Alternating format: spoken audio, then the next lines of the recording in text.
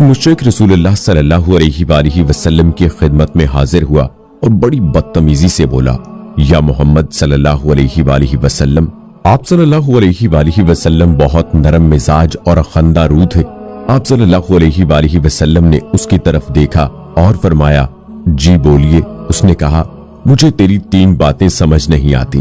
ایک یہ کہ تو کہتا ہے کہ سارا عرب میرا کلمہ پڑھے گا، دوسرا یہ کہ تو کہتا ہے کہ کیسر و کسرا جیسی عظیم سلطنت فتح ہوگی، یہاں تو کھانے کو روٹی نہیں، تیسرا تو کہتا ہے کہ مرنے کے بعد دوبارہ زندہ کیے جائیں گے، یہ کیسے ممکن ہے؟ آپ صلی اللہ علیہ وآلہ وسلم نے اس کی باتیں سنی اور مسکرا کر فرمایا، امید ہے کہ تیری زندگی لمبی ہوگی۔ رسول اللہ علیہ وآلہ وسلم کی امید دراصل یقین ہوتا تھا، یقیناً سارا عرب میرا کلمہ پڑھے گا، یقیناً کیسر و کسرا فتح ہوں گے، تو دیکھے گا، اور یقیناً بروز قیامت میں تیرا ہاتھ پکڑ کر بولوں گا کہ کیا یہ سچ نہیں؟ وہ چلا گیا۔ جب مکہ فتح ہوا تو لوگوں نے کہا کہ ایک بات تو ہو گئی، لیکن اس شخص نے کلمہ نہیں پڑھا۔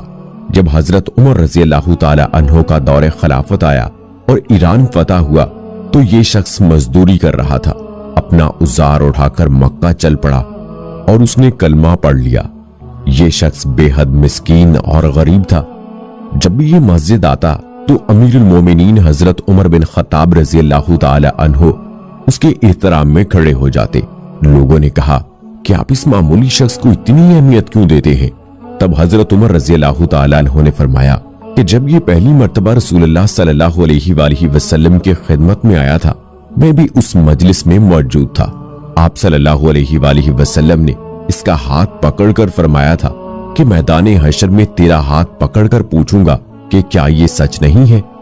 میرے ماں باپ میرے نبی کریم صلی اللہ علیہ وآلہ وسلم پر قربان، جس کا ہاتھ آپ صلی اللہ علیہ وآلہ وسلم قیامت کے دن پکڑ لیں اور وہ اتنا قریب ہو تو وہ ایک جنتی ہی ہو سکتا ہے۔ یہ کہہ کر امیر المومنین حضرت عمر بن خطاب رضی اللہ تعالی عنہ بے اختیار رو دیے۔